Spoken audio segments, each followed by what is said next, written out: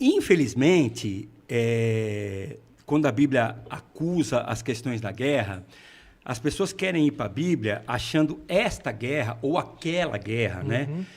Quando que isso é impossível ver na Bíblia.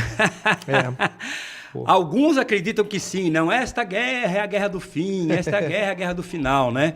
Eu diria para você que quem está no meio de uma guerra sempre acha que é a guerra do fim, sempre acha que é a guerra do final, né? Se você não está envolvido, é muito fácil ter uma opinião, né? Então é o seguinte, as guerras que a Bíblia denunciam são sempre por causa da ganância humana. É a ganância humana que leva o homem à guerra. As razões faladas, as motivações elencadas são sempre mentirosas. Sempre. Sempre mentirosas. A guerra, especificamente Israel-Palestina, ela também entra no contexto dessa guerra, daquilo que a Bíblia denuncia como por causa das ganâncias, né?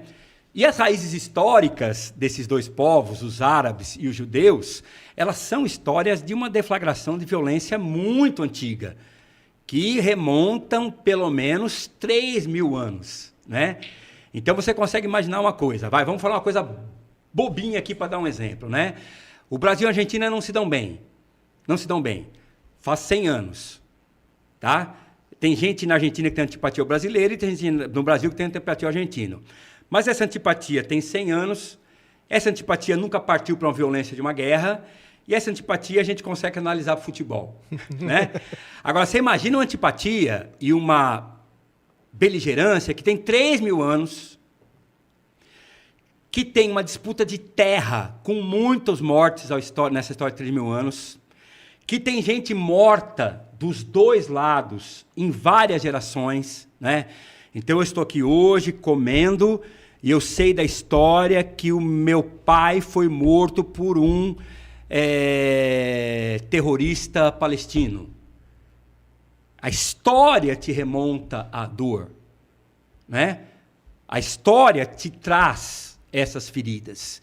Então, isso naquela região é muito mais intenso, é muito mais forte por causa dessas razões históricas.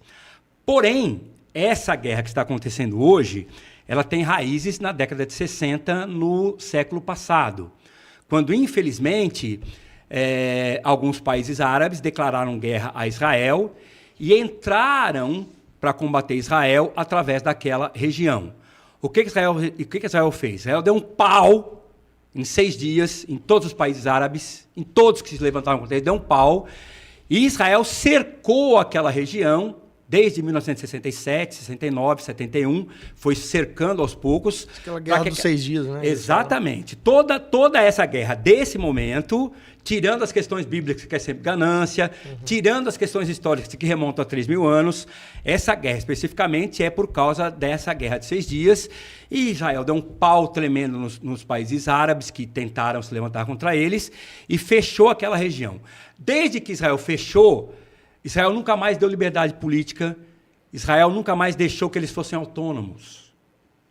Então você cria um povo, 40, 50 anos, que tinha certa liberdade de autogerir-se, tinha certa liberdade de ir e vir, e tem um outro povo que diz, não, você vai ficar trancado aqui nesse muro, para sair e para entrar, eu digo o que sai, eu digo o que entra.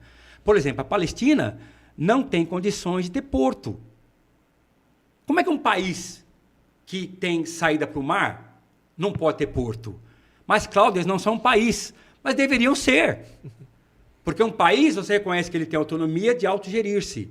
Israel vê como perigosa essa autonomia. Eu não estou dizendo que Israel está certo ou que Israel está errada. Eu estou dizendo que Israel teve os seus motivos e que a Palestina tem seus motivos.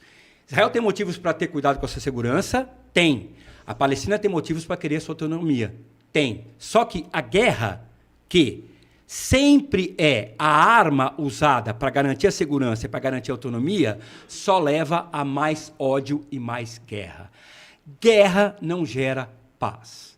Guerra gera vítimas, guerra gera mortes, guerra gera traumas, gera guerras de ódio para o futuro, que se alimentarão mais um pouco dessa guerra.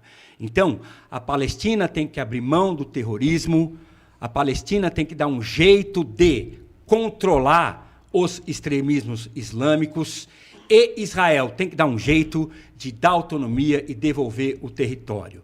Quando isso vai acontecer, é muito difícil. É muito difícil. Mas o certo é, Israel resolveu os problemas da sua segurança, dando o território de volta, e a Palestina garantir que Israel nunca vai ser atacada, para que, então, Israel possa confiar na Palestina. É claro, né? Nós estamos vendo um elefante pisar na galinha. Isso é injusto. Isso é injusto. Mas os dois lados têm motivos históricos. Infelizmente, a guerra tem sido a alternativa primeira, quando ela não deveria jamais estar na pauta.